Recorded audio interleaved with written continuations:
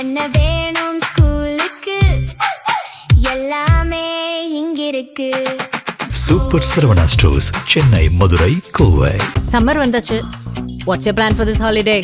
எங்க கிட்ட விட்டுருங்க, நாங்க பாத்துக்கிறோம். GT Holidays, South India's #1 travel brand. हाँ, अच्छे वाला कितने का होता है? तो ये नहीं, ज्यादा है तो ज्यादा खाएंगे.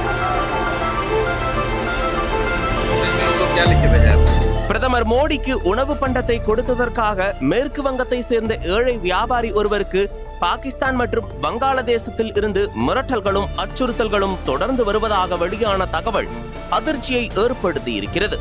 கடந்த ஏப்ரல் 19ஆம் தேதி அன்று மேற்கு வங்க சட்டப்பேரவை தேர்தல் பிரச்சாரத்தின் போது பிரதமர் மோடி தனது ரோட் ஷோவை திடீரென நிறுத்தி சாலையோரம் இருந்த விக்ரம் சாவின் என்பவர் வைத்துள்ள நொறுக்கு தீனி கடைக்கு சென்று ஜால்முரி வாங்கி சாப்பிட்டார்.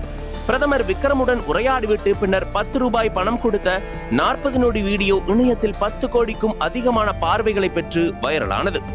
இந்த வீடியோ வைரலானதை தொடர்ந்து கடந்த சில நாட்களாக வியாபாரி விக்ரம் சாவிற்கு பாகிஸ்தான் மற்றும் வங்காளதேச சர்வதேச எண்களில் இருந்து வாட்ஸ்அப் மூலம் தொடர்ச்சியான ஆடியோ மற்றும் வீடியோ அழைப்புகள் வர தொடங்கின. மிரட்டல் விடுப்பவர்கள் விக்ரமை கடுமையாக திட்டுவதோடு உன் கடையை தகர்த்து விடுவோம், உன்னை முடித்து விடுவோம் என மிரட்டியுள்ளனர். சிலர் வீடியோ கால் அழைப்புகளில் ஆயுதங்களை காட்டி சைகை மூலம் அச்சுறுத்தியுள்ளனர் என்று விக்ரம் சாவ் பரபரப்பு புகாரை அளித்துள்ளார். மேலும் உள்ளூர் காவல் நிலையத்தில் அவர் புகார் அளித்தார்.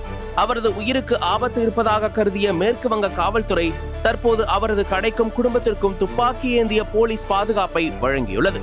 பிரதமர் மோடி ஜால்முரி சாப்பிட்ட அடுத்த நாளே திரிணாமுல் காங்கிரஸ் தலைவரும் முதலமைச்சருமான மம்தா பானர்ஜி இது திட்டமிடப்பட்ட ஒரு நாடகம் என்று கடுமையாக விமர்சித்தார். பிரதமரின் பாதுகாப்பிற்கான கமாண்டோ அதிகாரி ஒருவரை தான் வியாபாரி போல வேடமிட்டு உட்கார வைத்துள்ளனர் என்று மம்தா பானர்ஜி பகிரங்கமாக குற்றம் சாட்டியிருந்தார். மம்தா பானர்ஜியின் பேச்சை தொடர்ந்து சமூக வலைதளங்களில் விக்ரம் சாவின் புகைப்படத்தையும் ஒரு SPG கமாண்டோ அதிகாரி ஒருவரின் புகைப்படத்தையும் இணைத்து இவர் உண்மையான வியாபாரி இல்லை, பிரதமரின் பாதுகாவலர் என்ற வதந்திகள் தீயாய் பரவின. பின்னர் ஊடகங்களின் உண்மைத்தன்மை ஆய்வில் அவர் 4 ஆண்டுகளுக்கு மேலாக அங்கு கடை நடத்தி வரும் உண்மையான ஏழை வியாபாரி என்பது நிரூபிக்கப்பட்டது. நான் எனது மிதிவண்டியில் தனியாக சென்றுதான் சுதந்திரமாக வியாபாரம் செய்ய வேண்டும். எனது குடும்பத்தின் ஒரே வாழ்வாதாரம் நான் மட்டும்தான். என் உயிருக்கு மிகவும் பயமாக இருக்கிறது என்று விக்ரம் சாவ் கண்ணீருடன் பிரதமர் மோடியிடம் தமக்கு நிரந்தர பாதுகாப்பு வழங்குமாறு கோரிக்கை விடுத்துள்ளார்.